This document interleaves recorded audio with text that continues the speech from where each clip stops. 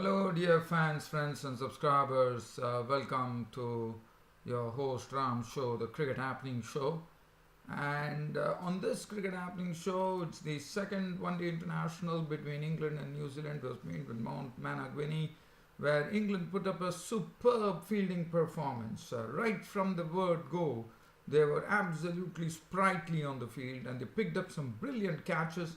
They effected some great runouts, and that actually won the match for them. They happened to restrict New Zealand to 220 odd runs, and then it was Ben Stokes on his comeback. As you know, it was his second match on his comeback, but he did a wonderful job when England won the match by 6 wickets. But what a tremendous fielding performance from England here. So that is something that I'll be having a look at, and also, as you know, tomorrow happens to be that 1st of March happens to be the start of the test series between Australia and South Africa. And as you know, this is going to be a very well contested series after the Indian series has ended, after India has flown back. So definitely there'll be a lot of interest centered around the Australia-South Africa test series, which is coming up. Tomorrow is the first test match, which is coming up at Kingsmead in Durban. And also we'll have a look at the 9th match in the Pakistan Super League, where Kevin Peterson's knock fetched him the Man of the Match award of playing a wonderful innings, where he went hammer and tongs on the bowlers of Islamabad United bowlers. And it was quite ugly. It was winning the match against Islamabad United by 6 wickets. But first, let's talk about the second ODI, England versus New Zealand, where England actually leveled the series 1-1 with 3 more matches to go. So let's have a look at what happened. So New Zealand started off. New Zealand were the ones who were, they were put into bat. I think it was England who actually won the toss, and England decided to field first. And for England, they got some very quick breakthroughs. In fact, Colin Munro slashed at a ball which was leaving him from box. He was gone for 1. Chapman on his debut on ODI could muster only just 1 run before becoming a victim of Vokes. And then Ross Taylor was, and this is the time, in fact the catch which Willie took to dismiss Chapman was a real beauty. I mean, from backward point, he took a wonderful catch, and then he also effected a wonderful run out of Ross Taylor for just 10 of 26. And the New Zealand innings, there was only one constant there. Martin Guptill was doing his role perfectly by playing some strokes, and he was looking quite confident at the crease. And 48 for 3, New Zealand were really struggling. And then Guptill himself was a victim when Moeen Ali picked up his wicket after Jason Roy pulled off a brilliant catch, one-handed of Guptill. He made 50 of 87 deliveries with 7 fours. After that, Latham could only get 22 of 36 balls. Henry Nichols was caught by Roy of the bowling of Stokes, trying to hit 1 of the bowling of Stokes for 1. Grand Home was another brilliant run out. Barristow from the fence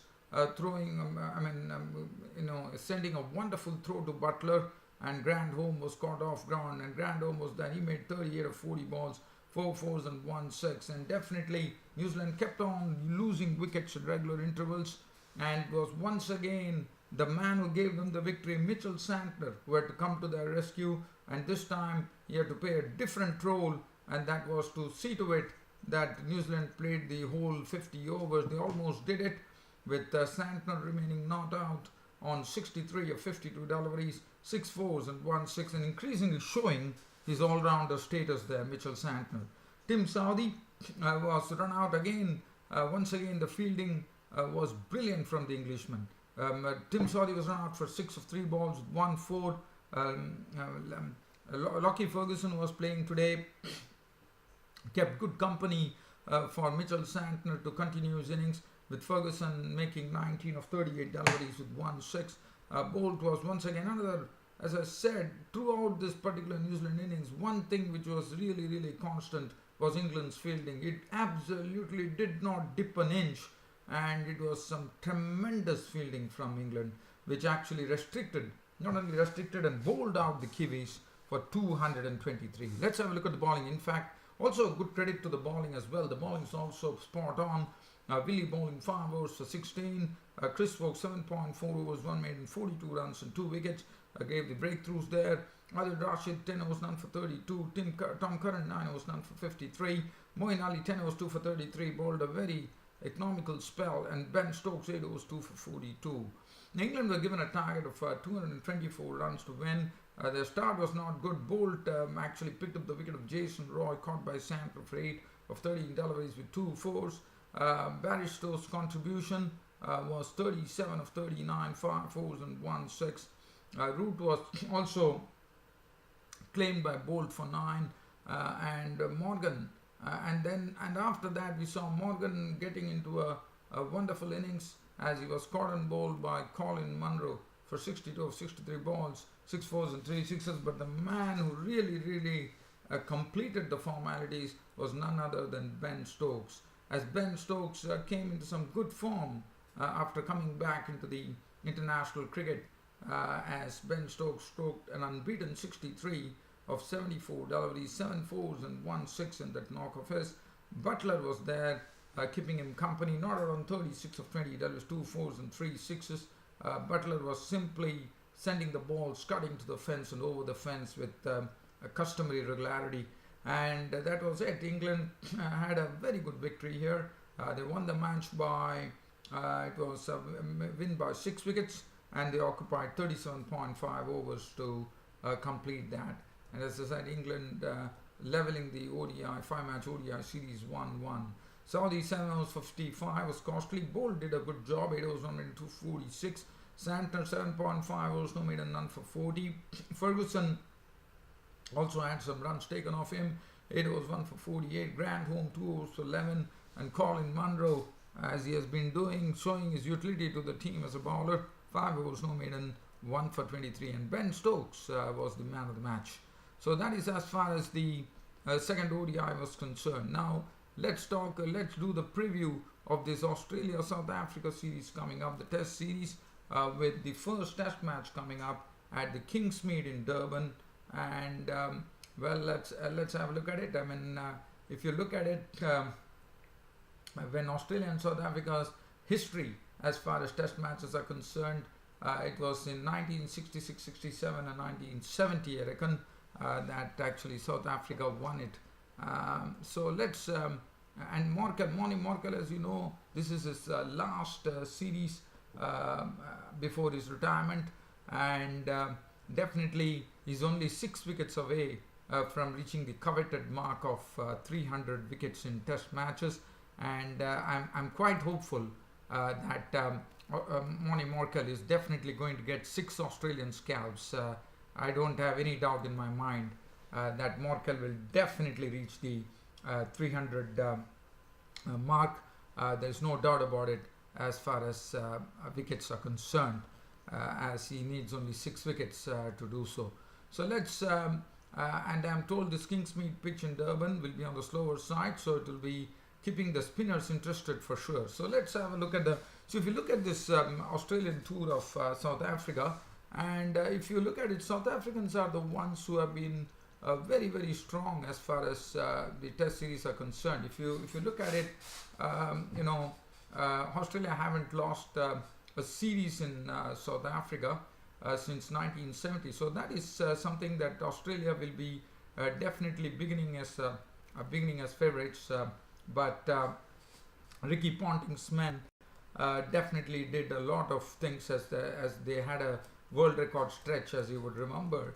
And Ricky Ponting's men definitely, whenever they came to South Africa, they definitely won the matches there. So just talking about it, doing a brief preview of the Test series which is coming up. If you look at both the teams are coming from absolutely, I would say, familiar climes, because the temperature are more or less the same. And also, If you look at South Africa, they have hard and bouncy pitches, and similarly, when you go to Australia, you have hard and bouncy pitches. So basically, I think it will be a real battle between the South African pace bowlers and the Australian pace bowlers as to who can actually do a better job. So it will be very, very interesting. I think the battle is absolutely pitted. There is no doubt about it between these two giants of cricket. And talking about, let's talk about South Africa now. South Africa, Dean Elgar, as you know, he's on a sort of a real, I would say, golden run in Test cricket. As you know, he's having the maximum numbers of runs in the year 2017, as we all know. And Dean Elgar is doing a wonderful job. So he and Aidan Markram, he's someone who has come into just been, he has been the captain as well for the ODI series, as you know. So Aidan Markram is also getting a chance here, and he was the one. Aidan Markram would be the one who would be opening with Dean Elgar. So he definitely needs to carry on and get some runs under his belt. And then the experience of Hashim Amla, AB de Villiers, and Du Plessis, who is back as captain, really strengthens the team a great deal. Quinton de Kock went through the real horrors in the Indian series, and I'm told it's almost 14 to 16 innings when Quinton de Kock has now scored a 50. So Quinton de Kock would definitely like to change the whole equation here against the Aussies, and so that will be interesting to see as to whether the Aussies allow him to change the equation. The bowling is the one which would be a really center of attraction as far as both the teams are concerned, because to me it's a battle of the pace bowlers in the center between Australia and South Africa. And Australia, well, South Africa, they have already lost the services of Dale Steyn. In the absence, one has seen that Lungi Gedi has shown that he's someone who could probably do a Kagiso Rabada tomorrow. So Kagiso Rabada and Lungi Gedi has also picked up his maiden 5-wicket haul as well in Test cricket, Lungi Gedi against India. So Lungi Gedi, Kagiso Rabada, and then we have Vernon Philander and Morne Morkel, who definitely, I'm sure he would be so geared up for this Test series that not only does he want to get the 6 wickets that he wants to get to the 300 mark, but he would like to see that he could get the maximum number of wickets in this particular series.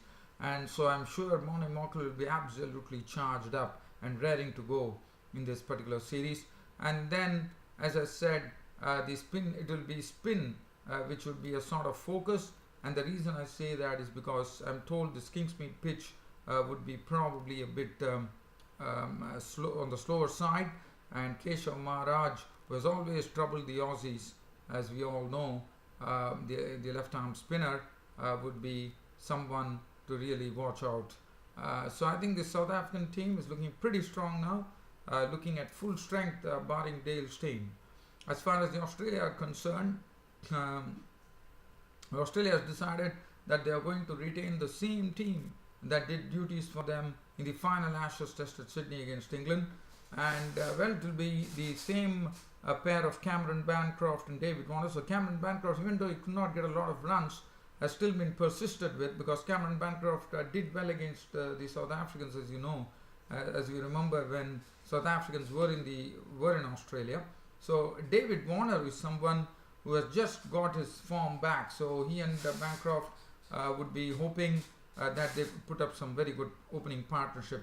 Usman Khwaja, another very good Test player, and then we have the very consistent Stephen Smith, who played wonderfully well against the Indians, wonderfully well, as you would remember, and then Sean against the Englishman, I would rather say, and then Sean Marsh, the Marsh brothers. Now, other thing one must think is that Sean Marsh is in some good nick, and Mitchell Marsh has proven that he has already picked up his maiden Test century as well, and Mitchell Marsh has against England, and Mitchell Marsh has got a big one. In fact, he got 180 odd runs, if I'm not wrong. So he's also looking pretty strong. Tim Payne would be doing the wicket-keeping duties, and then we have the bowling, which is always on focus. And I think match to match, I think both these teams are looking even in pace, with Mitchell Stark, Pat Cummins the pacer, and Josh Hazelwood, the wicket-to-wicket bowler, into the mix, and I think they would be forming an awesome combination. And Nathan Lyon, the right arm off spinner, who is definitely much more experienced than Keshav Maharaj, and one knows that Nathan Lyon is someone who really lets it go, in the sense he just comes there, and from ball one he starts bowling on to a particular length, and it's very he can really really befuddle the batsman pretty quickly.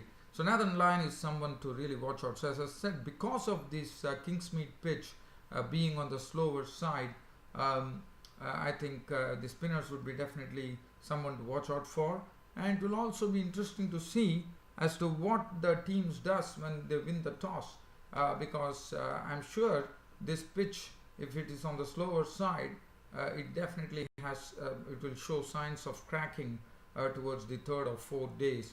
And I'm sure any team which wins the toss probably, in my reckoning, would put the opposition into bat, so as to make sure that they are not caught on a last day wicket on this particular pitch. It will be interesting to see as to what decisions these two captains would be taking.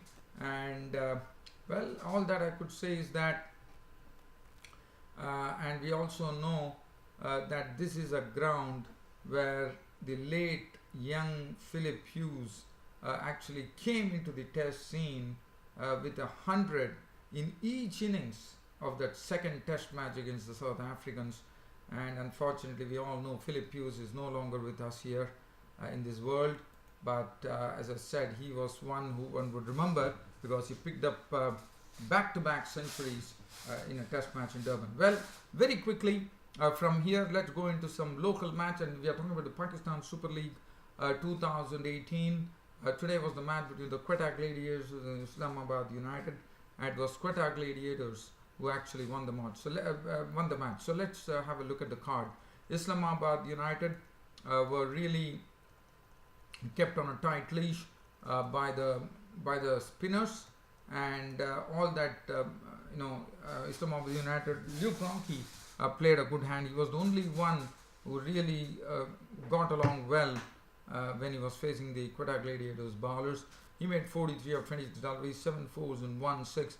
Other than that, Walton was out for 8 of 7, Asif Ali 6, Dumini 14 of 26, Misbah ul Haq made 22 of 25, Hussein Talat not out on 9, Fahim Ashraf clattered a few, 21 of 13, 1 4 2 6s, Shadab Khan 3, 134 for 7 was never going to be a good score.